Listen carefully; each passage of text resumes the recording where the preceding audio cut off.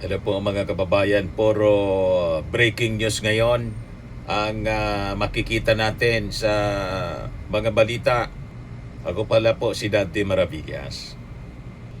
Ayan po ang breaking news. Kinumpirma ng Department of Justice that there is a valid ICC arrest warrant laban kay Bato de la Rosa.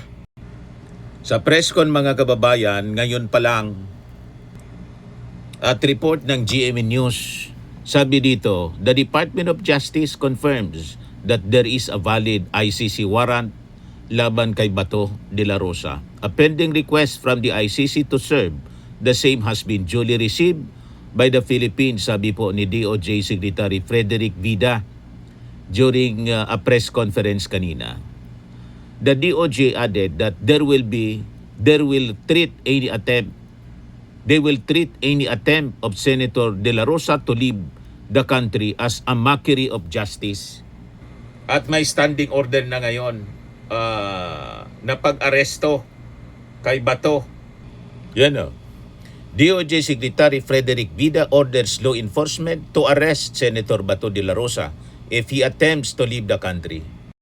At pinag-utos niya, binigyan niya ng deadline yung NBI at PNP to give initial report on Senate incident not later than 5 p.m. on Wednesday next week.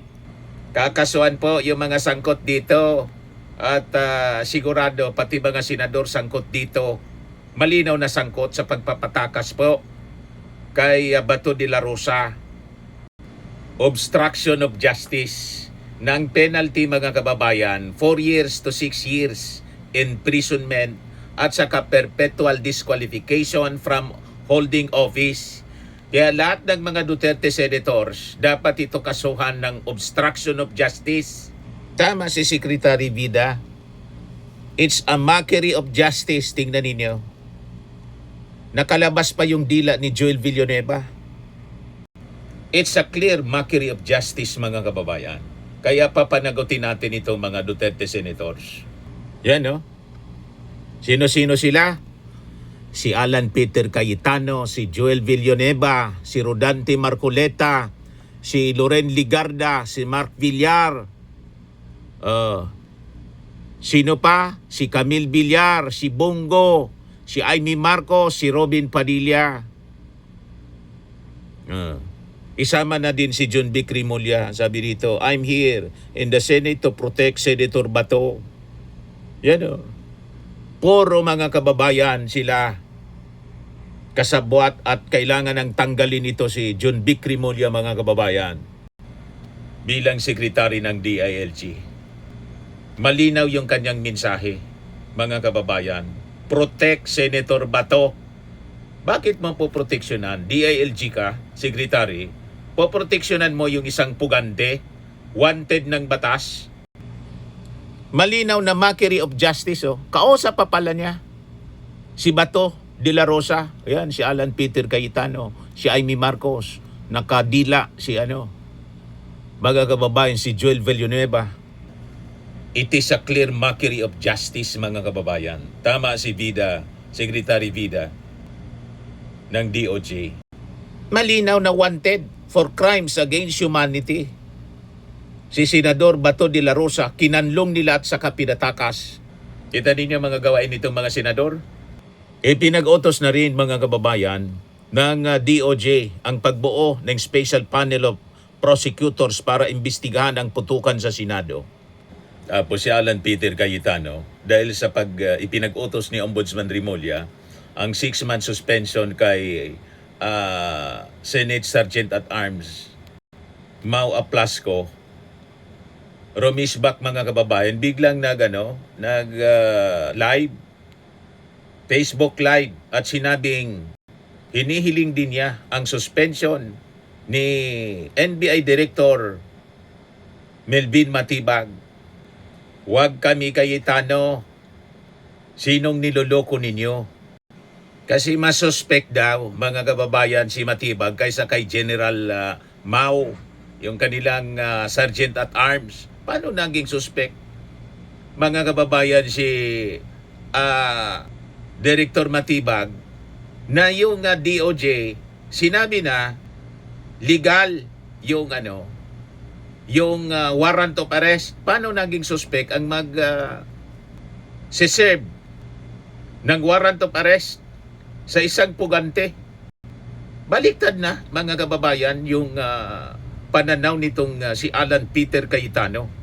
Kaya importante ang full-blown investigation, mga kababayan, dito sa nangyaring insidenteng ito sa Senado. Kasi malinaw po na stage, moro-moro para patakasin po ang isang puganting senador na kaalyado nila. Yun ang napakalinaw. Scripted po ang naging putukan sa Senado para i-freeze ang impeachment laban kay Sara Duterte. Nagdi-deny po, mga kababayan, si Alan Peter Cayetano, na wala silang intensyon na ganon, mga kababayan, pero malinaw ang kanilang mga galawan. So habang pilit, mga kababayan, na pinapakita ng Duterte senators na sila po ay biktima ng political persecution, unti-unti na po na lumalabas yung madilim na operasyon sa loob mismo ng Senado. Nahuhubara na po sila ngayon. Ang nangyari po sa Senado, hindi siya simpleng security incident. Isa po siyang malinaw na calculated political operation. Isa po siyang manufactured chaos. Isa pong artificial crisis ang kanilang ginawa. So ang tunay na target, mga kababayan, hindi lang para makatakas si Bato de la Rosa na kaalyado nila, kundi yung pagparalisa sa mismong impeachment process laban kay Sara Duterte. Madaling salita, gumamit sila ng gulo, takot at saka security drama. Yan po ang malinaw. May under attack na ganyan, mga kababayan, under siege na ganyan. Kitang-kita sa kanilang mga pagmumukha. Malinaw na gusto nilang pigilan ang accountability process. So habang ang Kamara abala sa paglalatag ng mga issue tungkol sa unexplained wealth ng mga Duterte ni Sara, AMLAC anomalies, confidential funds issue, at posibleng drug money connection, mga kababayan, ang Duterte Black naman sa Senado abala sa paggawa ng eksena para ma-delay, mga kababayan, ang hustisya. Kitang-kita ang scripted na putukan sa blank wall, mga kababayan. Ayon sa report, unang nagpaputok si Aplaska at ang nakakabigla, hindi siya actual response sa tunay na armed assault yung nangyari. Wala pong active firefight. Wala pong armed invasion tulad na gustong ipinta, mga kababayan, ni Alan Peter Cayetano na under attack yung Senado at saka ni Amy Marcos na under siege daw na sila. Wala pong nangyaring totoong siege. So ang resulta, nilika ang impression na may security emergency sa Senado. At dito, mga kababayan, nagsimula ang tunay na operasyon, ang artificial predicate para po sa lockdown. Sa legal operational tactics, mga kababayan, ang paglika ng artificial disturbance ay maaari isang gamitin para magkaroon ng justification para sa lockdown, restriction evacuation, suspension ng institutional operations. So ito po ang nakitang nangyari sa Senado. Ang putukan ay nagsilbing artificial predicate, manufactured, security threat, emergency justification. Para ano? Para ma-lockdown yung Senado, ma-freeze yung movement, maantala ang proseso, ma-disrupt ang impeachment momentum. Yan na ngayon ang nangyayari. So hindi siya po simpleng panic incident.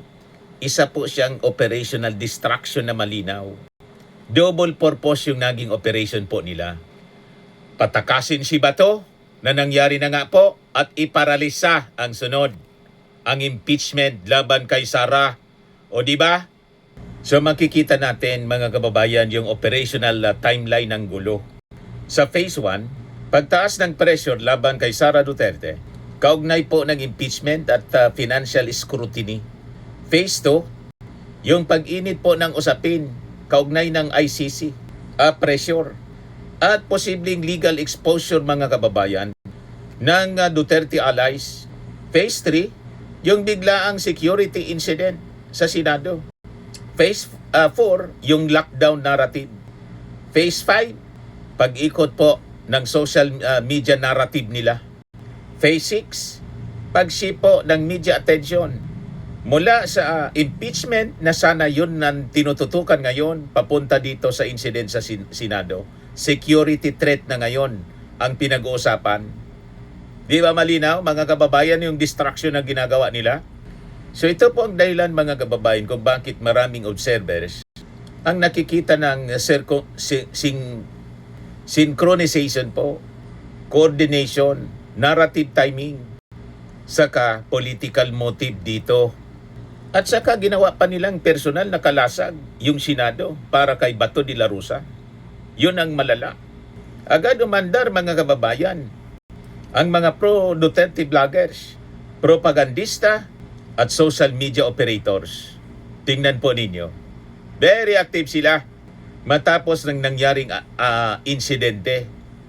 Pari-pariya po yung script, may bantaan niya. Inaapian niya yung mga senador. What? Ganun katindi sila, binabaliktad.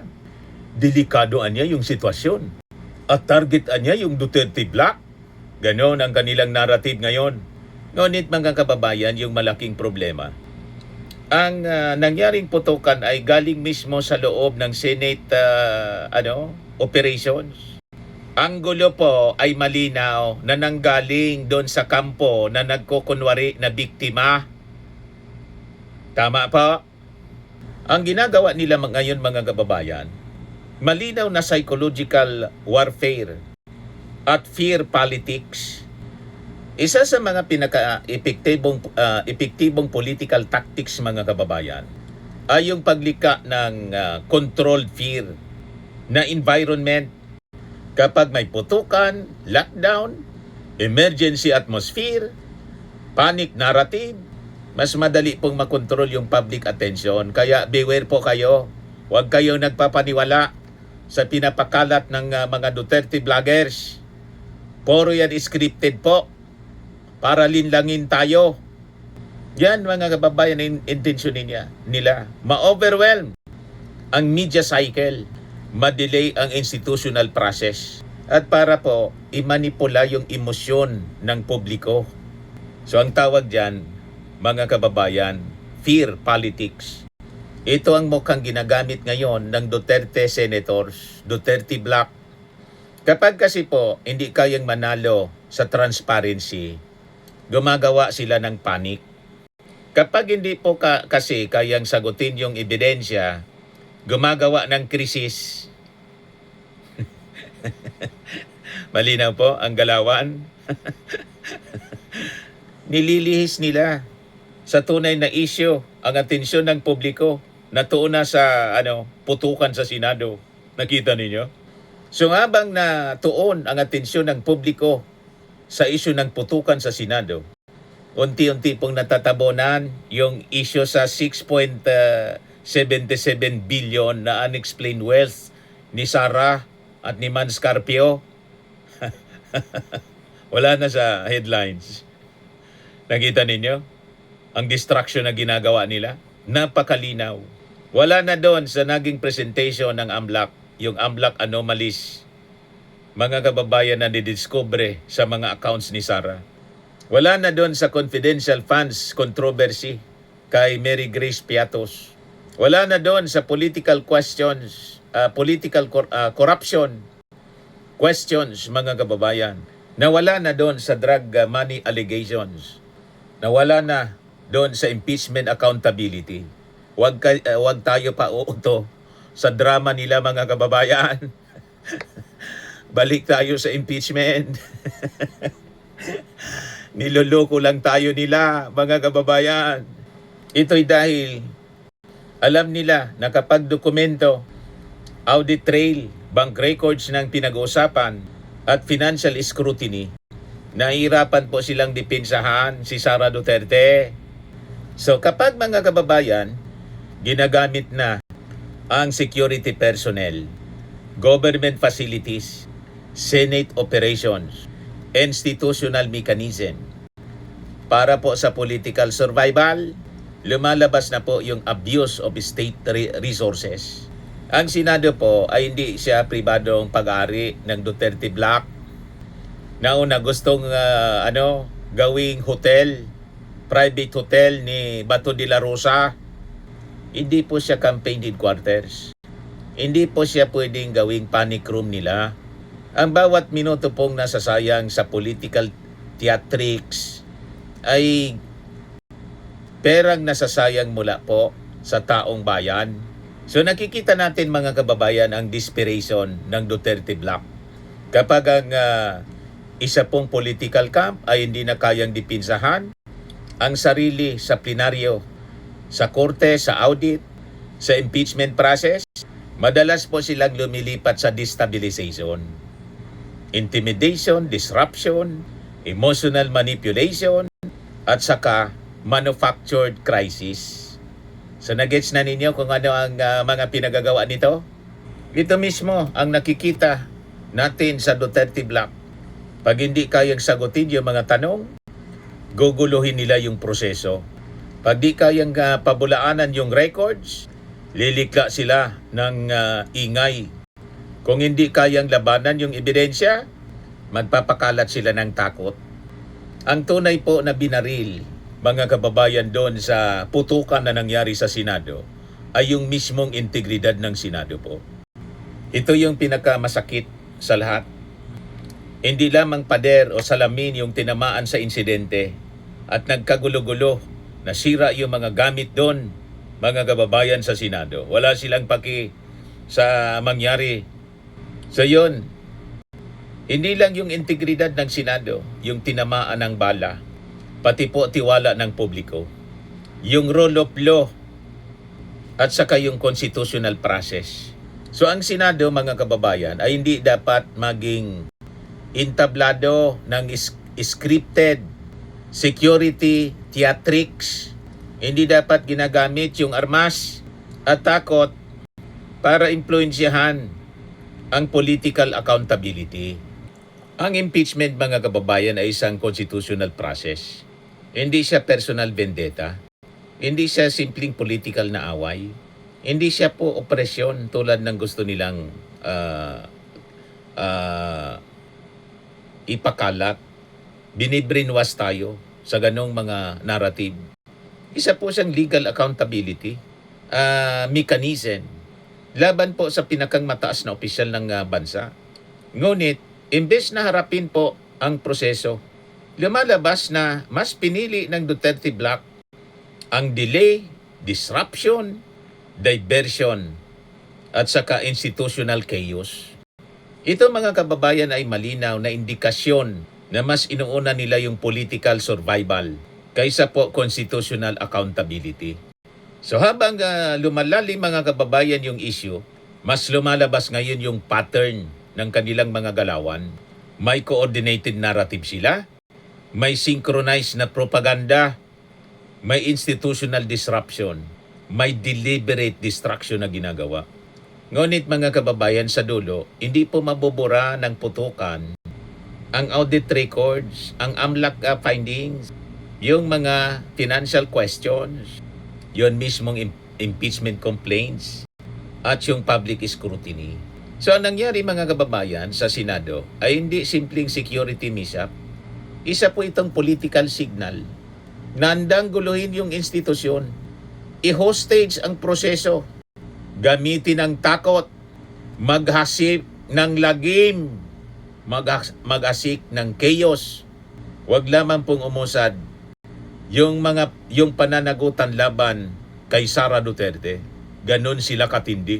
So ito yung pinakamadelikadong bahagi. Kapag ang kapangyarihan po ay gumagamit na ng manufactured fear para pigilan po ang isang constitutional process, dito na, mga kababayan, magsisimula ang pagkasira ng demokrasya. So kapag, mga kababayan, hindi na kayang ipagtanggol ng Duterte Block si Sara sa audit, impeachment at dokumento, ang susunod nilang sandata ay takot, gulo at propaganda. Pero dapat nilang tandaan, mga kababayan, hindi ko po kayang takpan ng putukan sa dingding ang putok ng katotohanan. laban sa kanilang lumulubog na imperyo.